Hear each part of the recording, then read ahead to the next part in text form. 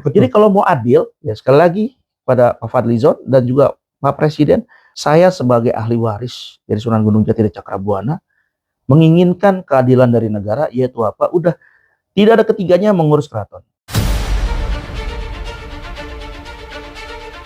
Manusia itu tidak pernah sepenuhnya memiliki kebenaran. Masalah kalian suka dan tidak suka terhadap keadaan masyarakatnya hari ini yang susah. Namakan diri saya Sultan karena saya diangkat. Kebenaran itu hak kalian.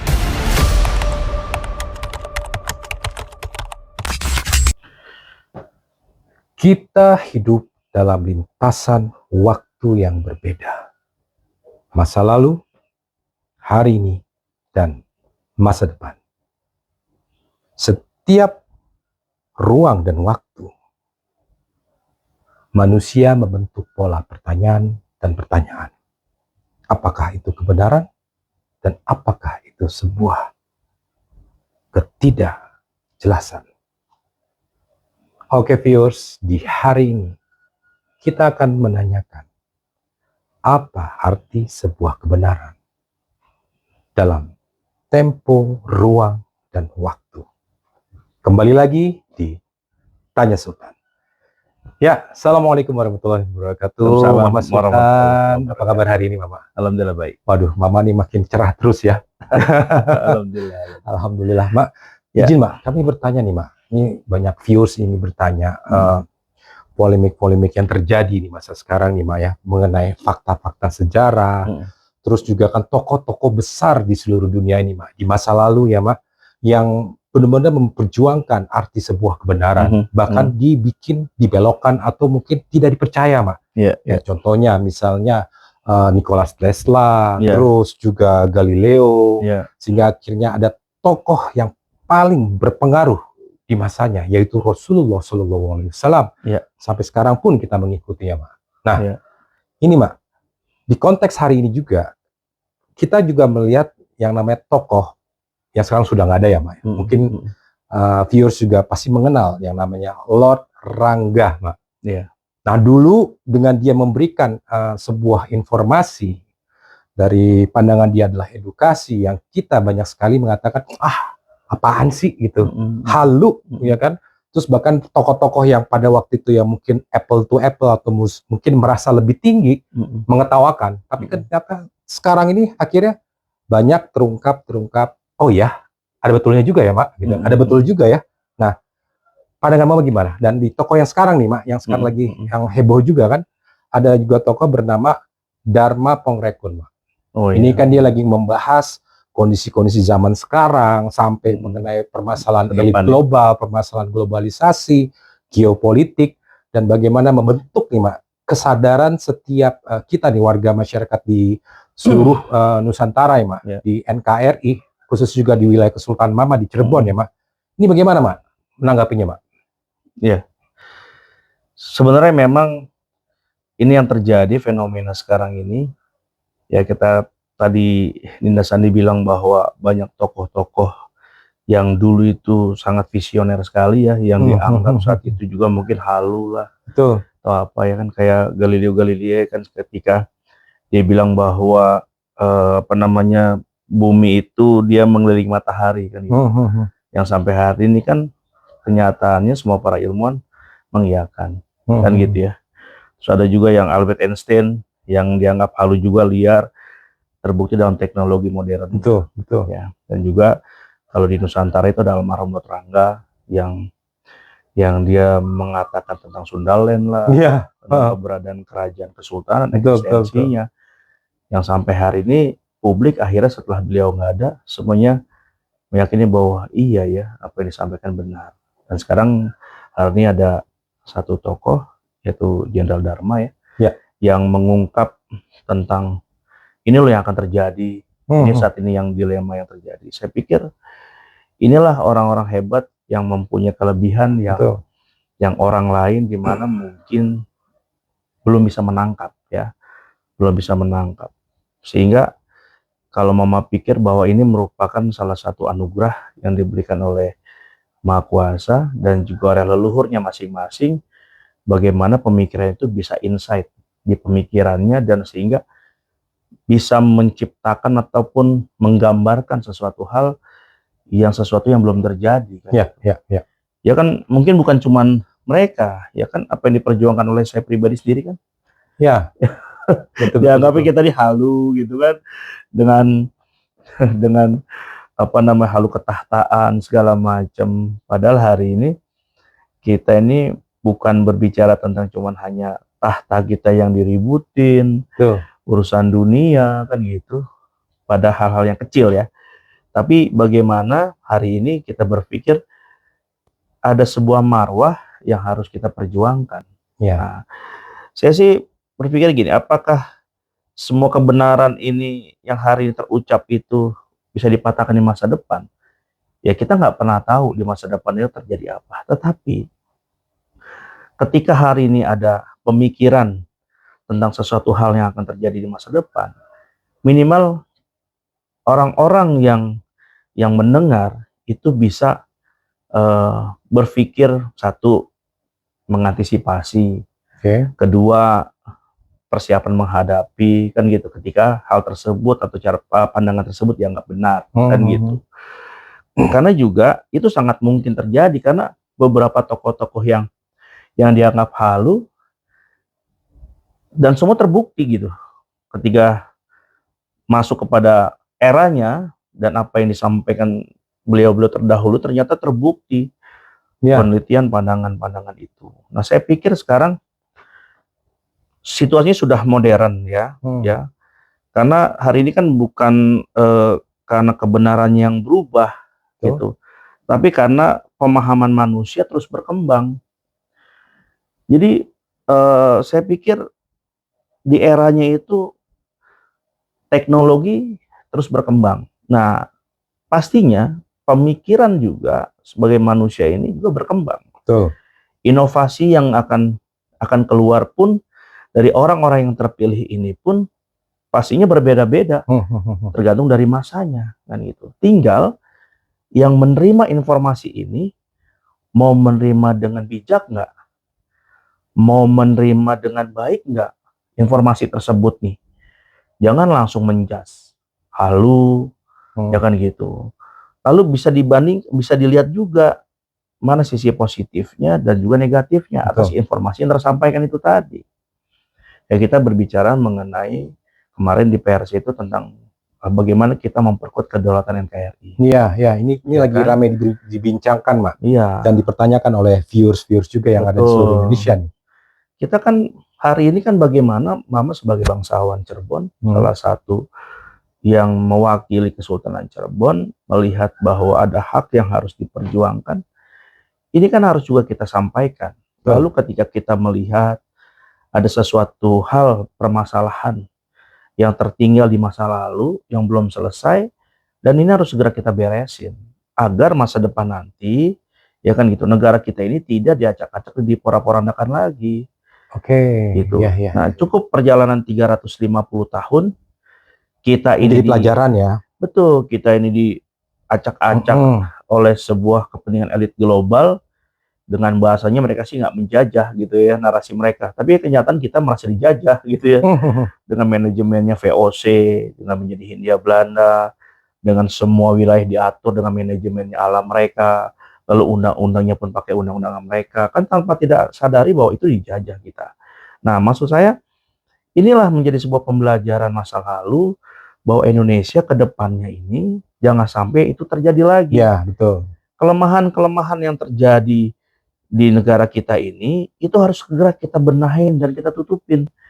Jangan ketika ada sesuatu hal pemikiran, hasil kajian ini untuk kepentingan negara, lalu dari pihak-pihak yang notabene tanda kutip lawan dan oposisi, ini mereka menanggapnya sesuatu hal yang negatif, kan gitu. Ya kan saya berpikirnya bukan sebagai budayawan, tapi sebagai negarawan. Seperti contohnya maka Rasulullah sendiri kan memberikan kebenaran, ditolak sama suku Quraisy kan. Sampai akhirnya bulan dibelah pun masih banyak yang tidak mempercayai. Nah, itu bagaimana Pak menanggapi ini, Pak? Ya kalau ini juga jadi pendidikan, masukan juga kepada viewers juga ya. Kalau baginda Nabi ini kan beliau ini diberikan satu mujizat lebih dari Allah ya, yang menurut pemikiran manusia nggak sampai gitu ya. Betul. Karena apa, ketika mukjizat ini terjadi, beliau bisa membelah bulan ini kan, itu di luar nalar pemikiran kita sebagai manusia biasa. Dan juga kalau diteliti dari sisi sainsnya juga kan, itu juga nggak bisa menjangkau itu. Betul. Karena kalau hal itu kembalinya kepada keyakinan bahwa ada kuasa Tuhan, kuasa Allah yang bisa memberikan sesuatu hal yang menurut pemikiran manusia itu tidak mungkin. Yeah. Nah, tetapi kepada kita manusia biasa apakah bisa? Bisa. Ketika Allah juga mengizinkan kepada kita diberikan pemikiran yang lebih. Ya, sebuah pemikiran, cara pandang, kepedulian pastinya. Betul. Sesuatu hal yang kita khawatirkan itu sehingga menjadi satu buah pemikiran yang kita sampaikan hari ini. Lalu ada sesuatu hal, misalnya kayak hak-hak kita yang terabaikan, satu hal urusan kenegaraan juga yang terlewatkan dari obsesi dan emosi masa lalu. Ketika euforia kemerdekaan ini, semua saat itu para pendiri bangsa merasa bahwa inilah karena saya, inilah berkat saya. Itu kan juga tidak menafikan bahwa ada sifat ria dan sombong. Betul.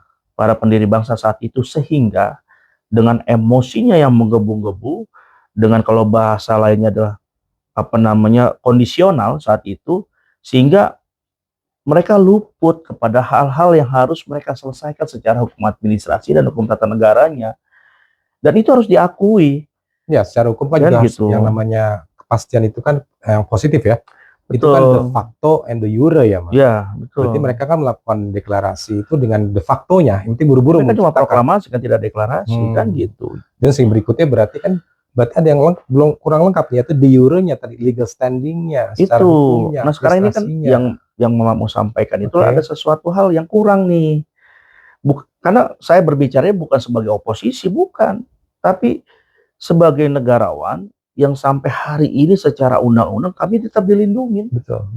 Tetap dilindungi, tetap dihargai. Betul.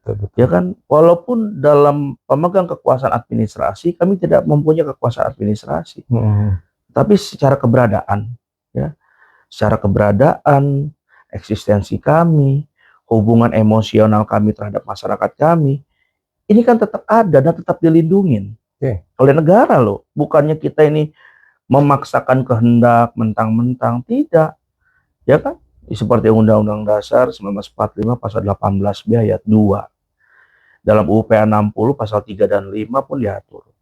PP 224 tahun 61 pasal 4 ayat 1. PP 18 2021 pasal 98 ayat 2. Dan bahkan yang terbaru Permen ATR BP nomor 14 tahun 2024 itu mengatur tentang hak tanah wilayah dan tanah adat. Pucuk pimpinan tertinggi, ya kan, yang mempunyai kewenangan terhadap tanah wilayah tanah adat adalah siapa? Seorang raja dan sultan. Kan itu, ya kan? Sehingga bahwa hari ini aspirasi para raja sultan yang menjadi kegalauan raja dan sultan hari ini harus kita sampaikan, karena secara pribadi komunikasi antara para raja dan sultan dengan hari ini para pemegang kekuasaan ini dibatasi, karena kami hanya diberikan porsi kepada Undang-Undang Kebudayaan pasal 5 yang selama ini kami dianggap cuma sebagai ikon budaya dan hanya ontreng-ontreng budaya seremonial.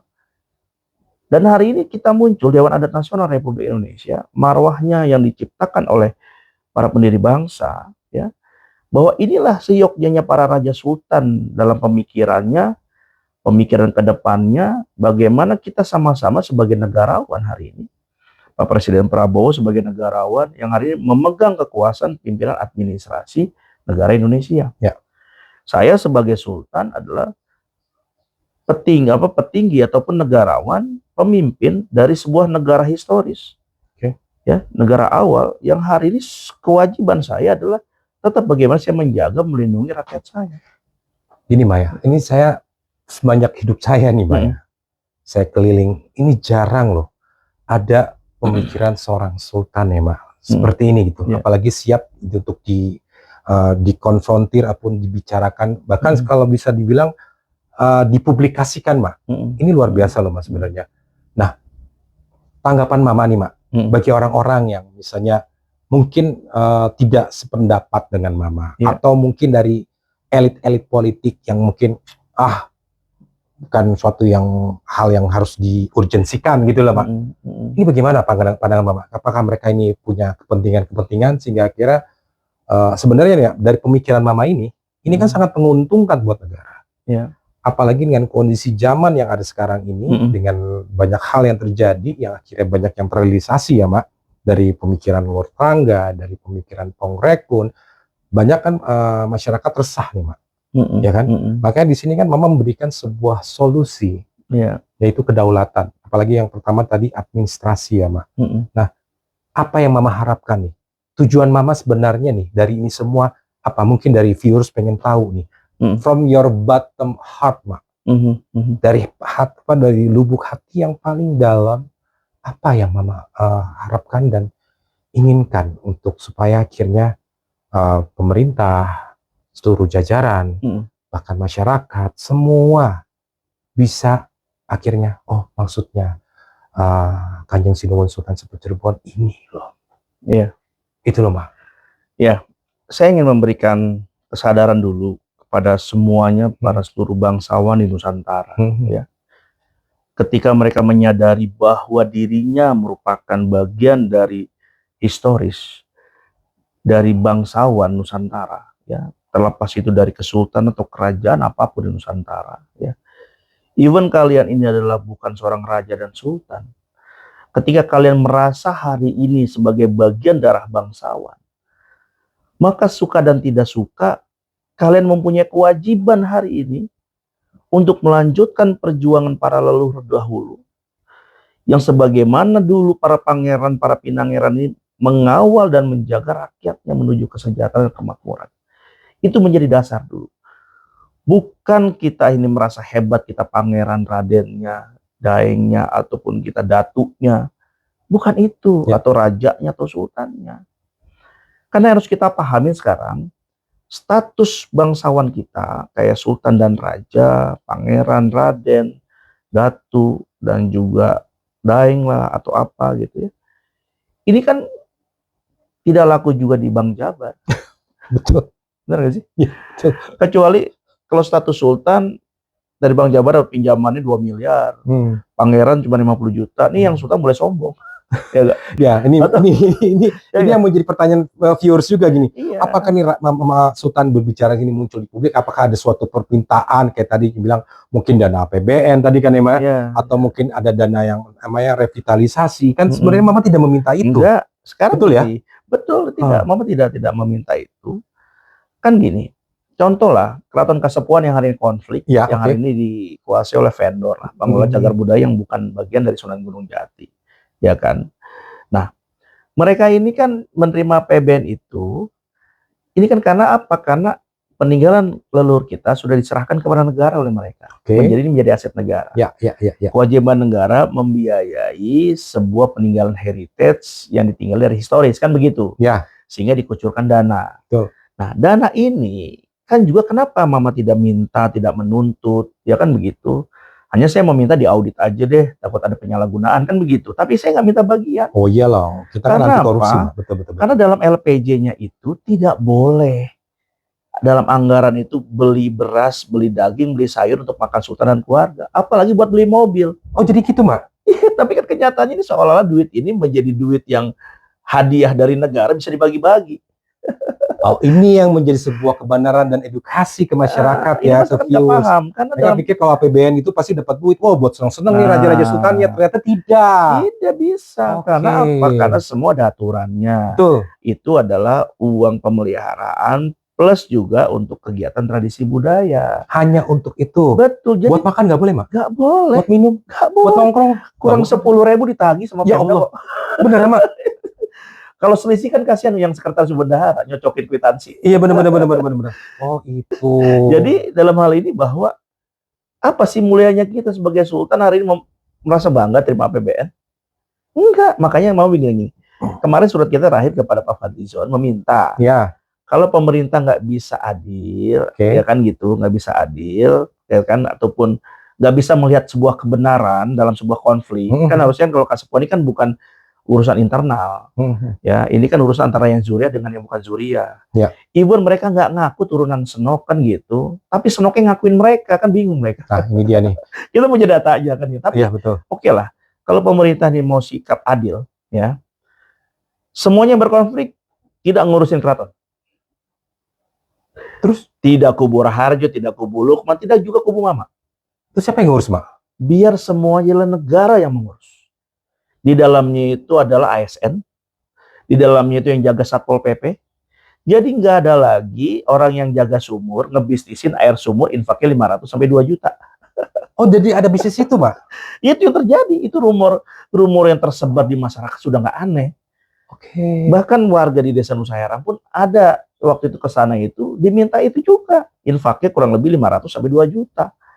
Dan inilah yang mencoreng bangsawan-bangsawan Cirebon yang notabene kita ini dianggap hidupnya itu tadi dari makam dan dari peninggalan-peninggalan leluhur seperti sumur segala macam. Apalagi kita dengar banyak peninggalan-peninggalan seperti pusaka, tonggo segala macam itu sudah tidak lagi yang asli, sudah dijual. Ini rumor yang berkembang nih. Bahkan ada beritanya 4 tahun yang lalu itu diangkat lagi hari ini. Ada orang dalam yang memang tahu menyaksikan bahwa seluruh aset ini sudah dijual. Bahkan Mama sendiri kan pernah masuk ke dalam waktu menyegel 17 Agustus 2021. Kita masuk ke dalam. Itu lemari-lemari kursi udah ada tarif-tarifnya dijual-jualin. Oh, Mama sudah menjadi saksi. Mama menyaksikan itu bersama hari itu para pejuang yang masuk hari itu. Ya, Tetapi hal ini sudah menjadi bukan rahasia pribadi di Cirebon itu. Nah, jadi saya pikir mengenai keraton Kasepuhan, ya saya juga tidak merasa mentang-mentang saya Zuria, negara wajib menyerahkan kepada saya. Enggak juga. Jadi kalau mau adil, ya sekali lagi pada Pak Fadlizon dan juga Pak Presiden, untuk konflik keraton Kasepuhan, saya sebagai ahli waris dari Sunan Gunung Jati dan Cakrabuana menginginkan keadilan dari negara, yaitu apa? Udah tidak ada ketiganya mengurus keraton. Semuanya sudah Pemda Kota Cirebon yang mengelola itu. Saya lebih ikhlas dan ridho. Biar APBN yang ngatur Pemda aja udah. Isinya tuh ASN ya, jaga tiket ASN, jaga museum ASN. Itu aja udah. Satpol PP, udah selesai. Kalau mau adil. Ini keren sih, Mak. Iya. Ini sebuah kebijakan dan kita Mama yang seorang sultan yang keren ya. Soalnya kan yang saya tahu kan banyak akhirnya memperebutkan dari yang lain. Tapi Mama seperti ini enggak. Karena saya melihat bahwa negara ya kalau mau adil itu aja udah. Jadi negara juga merasa tidak masuk pada pusara konflik. Tapi urusan aset, tanah ulayat, tanah adat, kewenangannya di Mama. Ya.